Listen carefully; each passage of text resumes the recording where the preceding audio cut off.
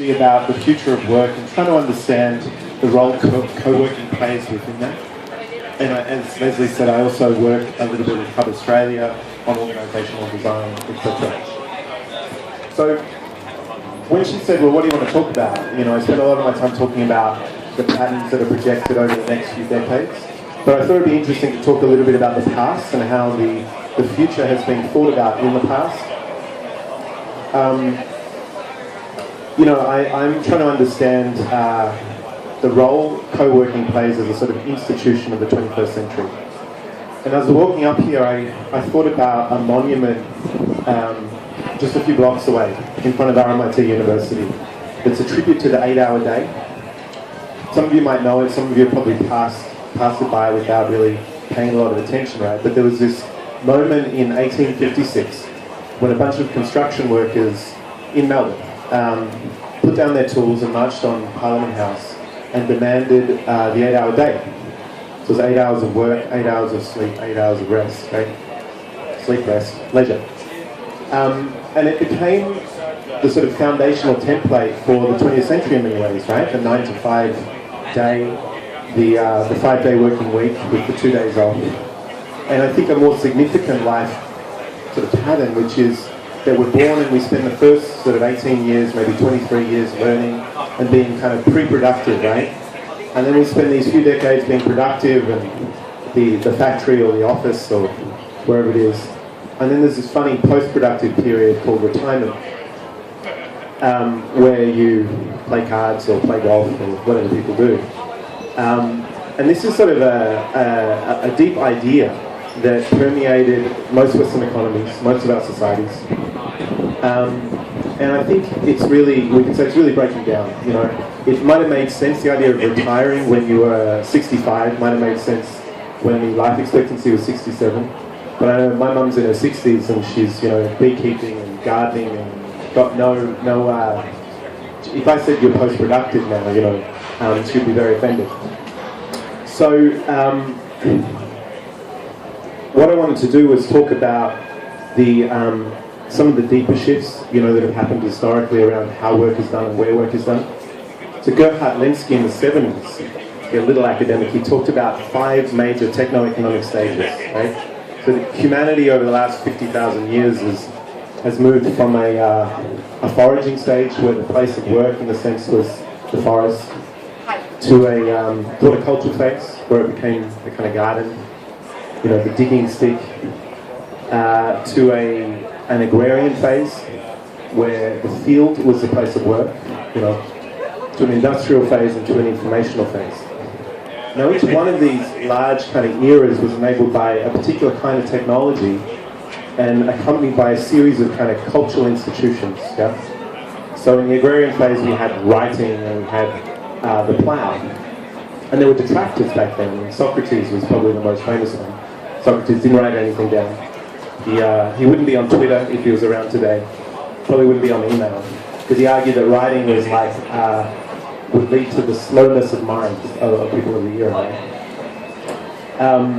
When we moved into the industrial phase, we had a whole series of institutions that grew up and accompanied that. The public school, the factories, the democratic institutions of the day, the newspapers, etc. And we also had detractors. We had the Luddites, Ned Ludd famously smashing the early loom machines, But there are also these kind of visionaries, early visionaries, that put out an idea that's maybe a little bit ahead of its time. And the story that I wanted to share was in 1863, when a newspaper in Christchurch, New Zealand, published an article called Darwin Amongst the Machines. Feels like it's going a bit wild, but just bear with me, coming back around to being that co-working. So Samuel Butler published this article, and he'd been reading Darwin, and he'd been reading about natural selection and evolution. And he argued at the time, look, if we consider that more complex forms of life can come out of very simple forms of life, like single-cell organisms, etc., to the extent where we have human beings that are notating their own cosmologies and reflecting on their own existence, what's to say that the very simple machines of his day, from this mid-19th century, couldn't evolve into more complex forms, indeed forms that self-replicate and become self-aware. Now, it was seen at the time as a refutation of Darwin's ideas, right? It was seen as a critique of evolution. It was seen as, making fun of it. But 150 years later, you have Werner Vinge writing articles like Becoming Technological Singularity. You have Ray Kurzweil and Peter Diamandis opening Singularity University. And this is an idea that's got real currency now. This is way before, of course, Terminator 2 and The Matrix, etc. So 30 years ago, a guy called Alvin Toffler wrote 2 books. One called Future Shock and one called The Third Way. And in it, he was looking at the early personal computers of the late 70s, the early 80s. And he said, this is going to mean a few things. It's going to mean the death of the secretary pool. Executives are going to write their own documents. And it's going to see a movement, just like that 19th century 8-hour-day social movement.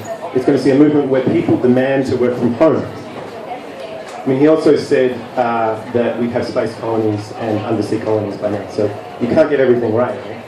But and his idea about this was that there'd be kind of central nodes that would connect to satellite. Am I getting 2 minutes?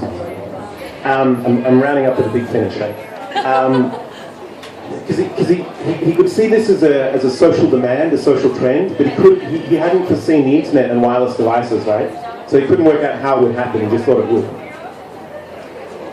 So 30 years later, there's this deep irony that's happened, because just at the moment when the technological artifacts and systems are around that enable people to work from home, we've seen this really curious rise of the co-working phenomenon, right? So in 2005, there were a handful of co-working spaces in the world that identified as such. There's now 3,000 of them. So my research questions are both, what are the drivers that are enabling this? But that's a fairly simple question to answer. The deeper question is, what's the deep question that people have? What's the deep unmet need? Where, in a world where you can work from anywhere, or a world where you can work from home, and a world where that foundational life template of the 9 to 5 and the pre-productive learning and the post-productive retirement is fully getting disrupted. Where is this new kind of institution sprung from, and what's the need it's serving, right? I know in my own life, when I approach a work day, I don't want to separate my learning from, in one institution and my productivity in another one, and my social life in another one. I kind of want the integrated experience where I can learn something, I can create something cool that serves the purpose I'm working for, and I can catch up with someone cool like you, someone I like and respect, right? All in the one institution. And so that's why I got interested in these spaces and started working with them, started studying them, and I guess deeply trying to understand what motivates people to be part of them. So if you're interested in that, I invite you to chat to me.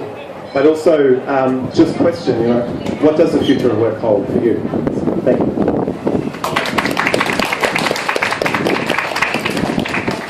Thank you so much. Sorry for interrupting your lunch. So up next we have